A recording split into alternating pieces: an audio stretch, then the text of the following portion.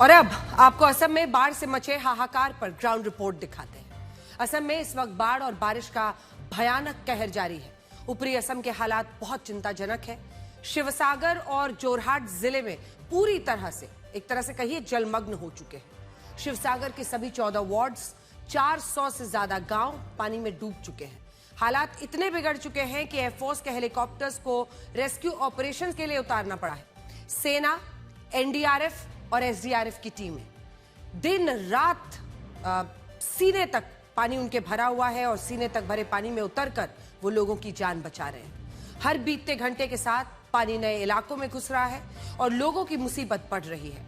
आपको हमारी ये ग्राउंड रिपोर्ट देखनी चाहिए।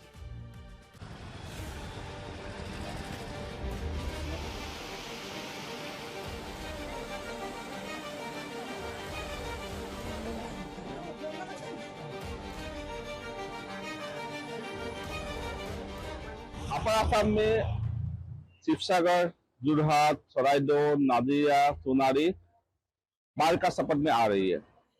उसी के दौरान अपर असम में 7 लाख से ऊपर अभी बाढ़ में प्रभावित है। असल में मॉनसून के दस्तक देते ही असम में हर बार वही कहानी दोहराई जाती है। बहते घर, बहते ठिकाने, टूटते पुल, कटती जमीन, इसका सारा दोष बारिश पर मढ़ दिया जाता है। लेकिन क्या ये पूरा सच है? असल में बारिश तो सिर्फ एक जरिया है, कमियां छिपाने का बहाना है, क्योंकि अपने वक्त पर बारिश तो होनी ही है। ये कोई औचक होने वाली घटना तो है नहीं। असली गुनहगार है नदी के पेट में छुपा मलबा, जंगलों की अंधाधुंध कटाई, दशकों पुरानी इंसानी गलतियां हैं। ये हमारे देश में सिर्फ 12.5% इलाका बाढ़ संभावित है, लेकिन असम का 40% हिस्सा बाढ़ संभावित क्षेत्र है। यह राष्ट्रीय औसत से 3.5 गुना ज्यादा है। साल 1950 से अब तक असम की 7.5% जमीन नदी में समा चुकी है। असम को डुबोने में बारिश से बड़े कई विलेन हैं। पहला है सिल्ट यानी गाद। तिब्बत से निकली ब्रह्मपुत्र जब अरुणाचल से असम के मैदानी इलाकों में उतरती है तो यहां ढलान खत्म हो जाता है और उसके बाद से इस दौरान पहाड़ों से बहकर आई लाखों टन बालू, मिट्टी नदी के तल में बैठ जाती है। इस वजह से ब्रह्मपुत्र गहरी नहीं रही, ये नदी उथली हो चुकी है, यानी थोड़ा सा पानी और नदी उफान पर।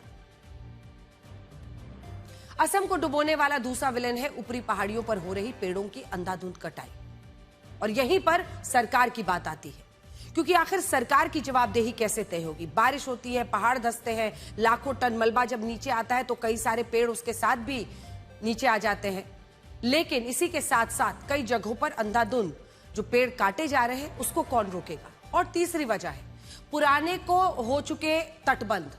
असम के 70%, जानते हैं 70% जो तटबंध हैं, जो बांध बने हुए हैं, मियाद पार कर चुके हैं और ताश के पत्तों की तरह ढह जाते हैं। 1950 के बाद ब्रह्मपुत्र और उसकी सहायक नदियों पर 423 तटबंध बने, उनमें से 295 की हालत जर्जर है। सवाल यह है कि फिर क्या रास्ता बचता है?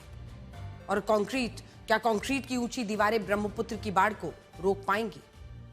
एक्सपर्ट्स का कहना है कि उपाय भी कारगर नहीं है, क्योंकि ब्रह्मपुत्र एक अस्थिर नदी है, बार बार अपना रास्ता बदलती है। सबसे बड़ी बात तो यही है कि ब्रह्मपुत्र नदी की औसत चौड़ाई ही 5 किलोमीटर से ज्यादा है। कई जगहों पर इसकी चौड़ाई 15 से 20 किलोमीटर हो जाती है। बारिश में तो हाल और भी बुरा हो जाता है। इसीलिए कंक्रीट या मिट्टी के सीधे तटबंध बनाकर इसे बांधना लगभग असंभव है। जब नदी अचानक दिशा बदलती है तो बने बनाए गांव, खेत रातों रात कटकर पूरे के पूरे बह जाते हैं। असम की बाढ़ का इलाज कंक्रीट की दीवारों में नहीं, बल्कि असम की पारंपरिक मिसिंग जनजाति के तौर तरीकों में है। ये लोग सैकड़ों सालों से ऊंचे बांस के बने घरों पर रहकर इस नदी के मिजाज को समझकर इसके साथ जीना सीख चुके हैं। इसीलिए जब तक ऊपरी पहाड़ों पर वनों की कटाई नहीं रुकेगी, जब तक सरकार इस पर नहीं जागेगी, जब तक नदी के साथ रहने का वैज्ञानिक तरीका नहीं अपनाया जाएगा, असम हर साल यूं ही डूबता रहेगा। सिस्टम हर साल इसे बारिश का कहर कहेगी, जिम्मेदारियों से पल्ला झाड़ता रहेगा।